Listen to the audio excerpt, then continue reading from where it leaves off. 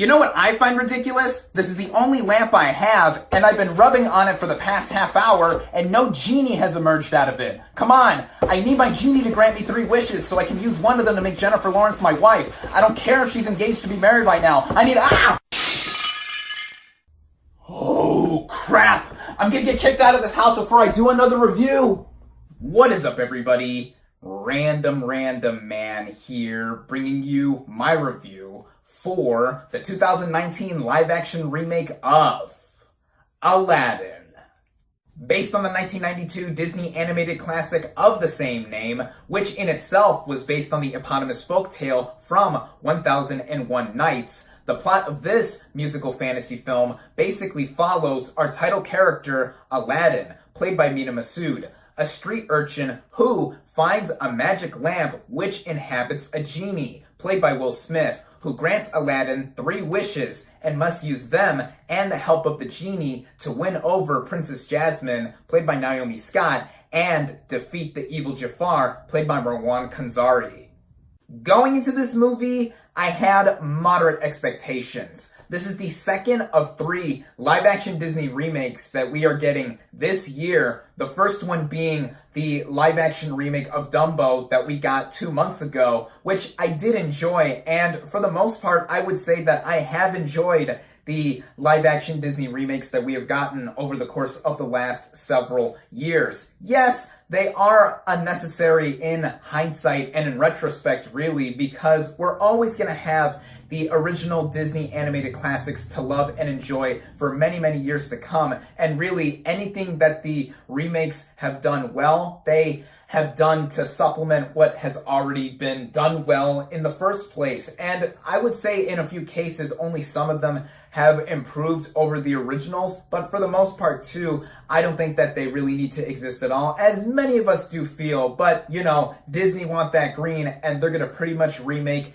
every notable film in their back catalog until they get all the money in the world. So it was only a matter of time before we got through some of the other famous films from the Disney Renaissance. In terms of my history with the original Aladdin film, I do remember enjoying it when I was much younger. It's been years since I've watched that movie in full, though. I do remember it was popular enough to spawn off its own TV show, which I never watched, and 2 direct-to-video sequels. Return of Jafar, I don't remember much at all, but The King of Thieves, I do remember not being half bad, actually. I actually think it's one of the better direct-to-video sequels that Disney has done. So now we have, again, the live-action remake of Aladdin. And like I've said before, I had moderate expectations going in, mainly for the director at the helm, Guy Ritchie. I've actually never seen a single movie that this dude has previously directed, not either one of the Sherlock Holmes movies or the recent King Arthur movie that he did. No,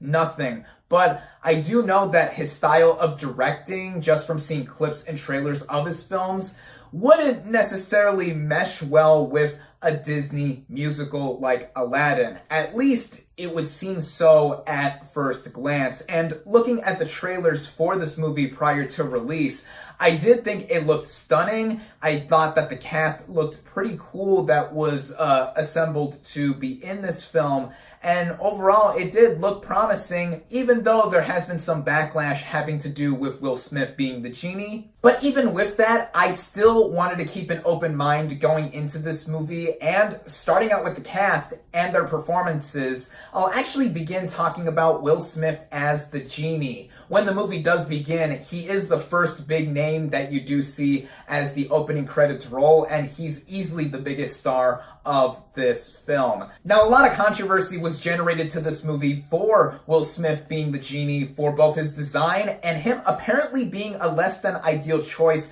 to portray this character, according to some. Now, he had big shoes, or a big lamp, I should say, to fill after Robin Williams had so iconically portrayed him in the 1992 original Aladdin film. But after seeing this remake, I've got to say that I loved Will Smith as the genie. What mainly got such a positive effect for me to view him as this character was for him just being Will Smith. It was Will Smith being Will Smith as the genie, and him not being an imitation of Robin Williams' original character. In fact, it sort of paralleled what Robin Williams was doing in that original animated film, with it being Robin Williams, and here again, Will Smith was being Will Smith as the genie. Even the design of the genie in the original Aladdin film was modeled after Robin Williams, so naturally, Will Smith's design would make it obvious that it is Will Smith playing him, but the charisma that he has,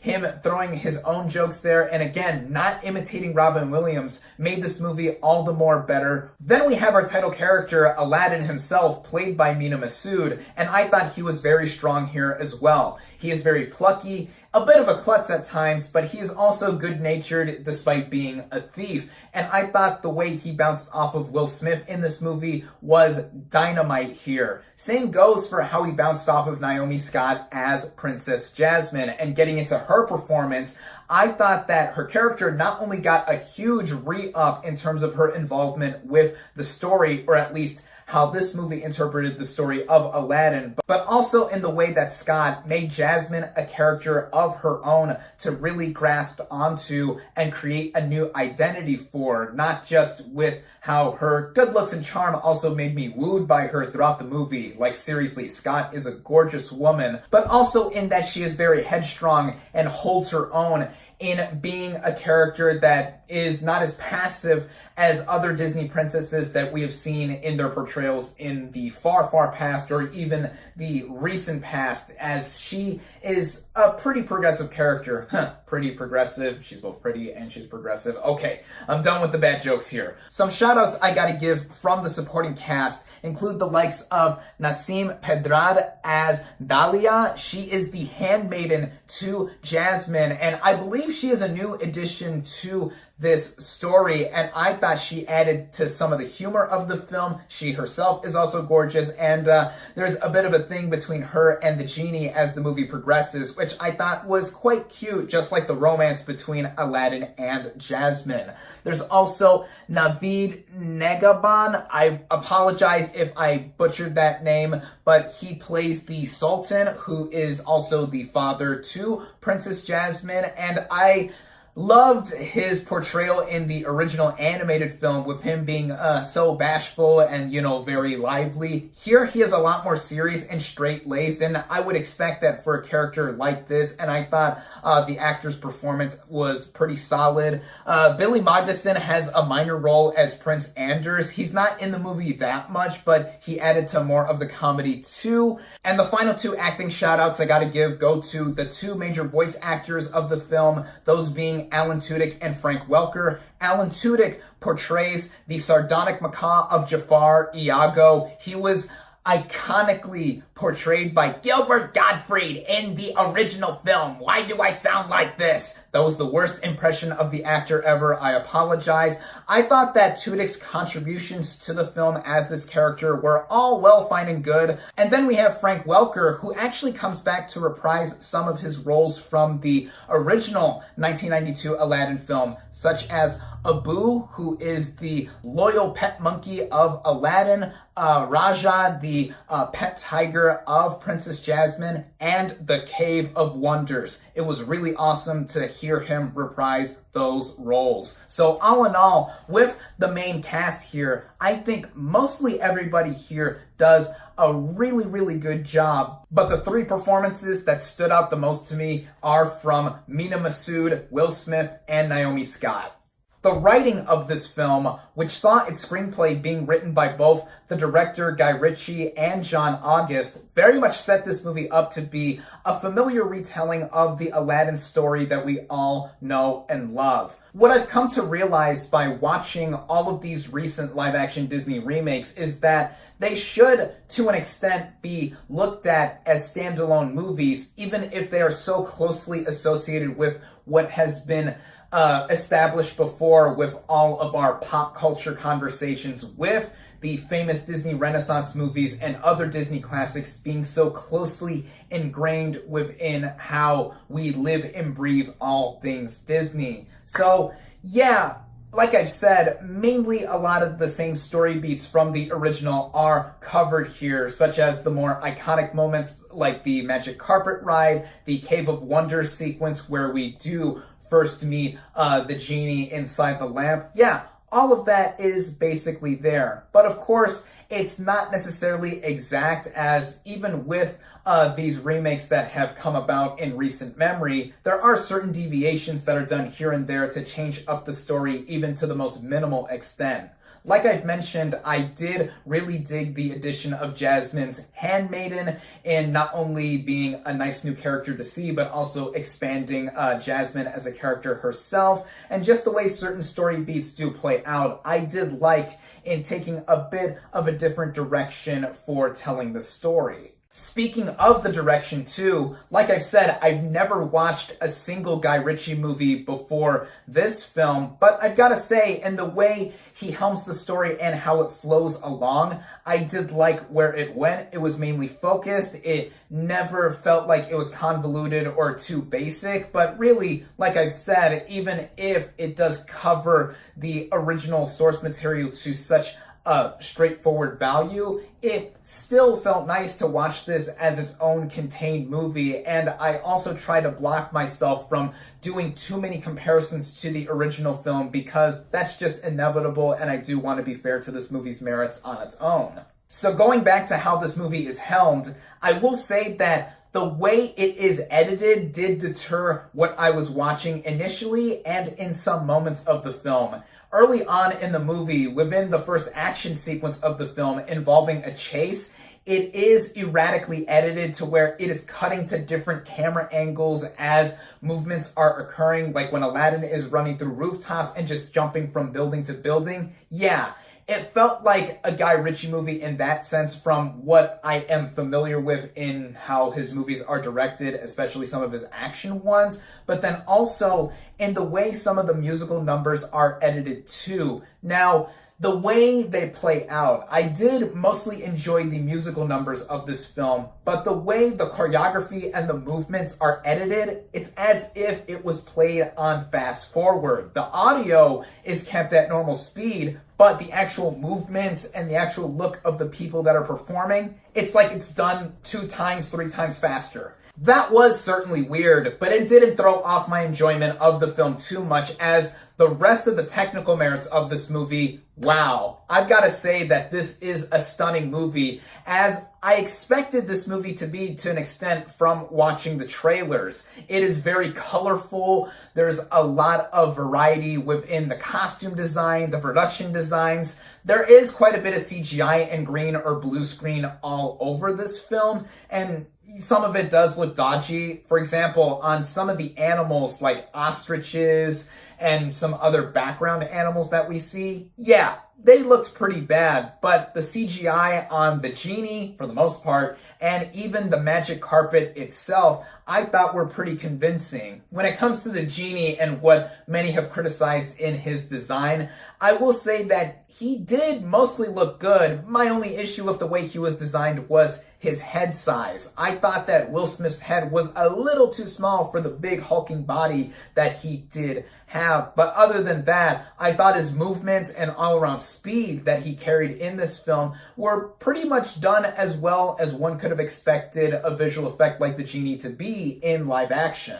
Additionally, I thought the cinematography was also well done in capturing the desert kingdom of Agrabah in all of its glory. Some of it, again, does have to do with the production design and costume design, but the overall look of this movie I thought was just so catching to the eye and straight up dazzling. The music, which I've already mentioned some of with this film, did mostly entertain me as well. A lot of the musical numbers were very lively and made this movie have a lot of energy brimming with it. This film's music was done by Disney legend Alan Menken, who did the music for the original animated Aladdin film on top of a bunch of other Disney animated classics, and he returned here to redo some of the famous songs from the original Aladdin film. You know, songs like Friend Like Me, A Whole New World, Prince Ali. But then he also helped co-write some new material in this film, such as this one standout song called Speechless. This song was performed by Naomi Scott's Princess Jasmine, and she has some powerful pipes.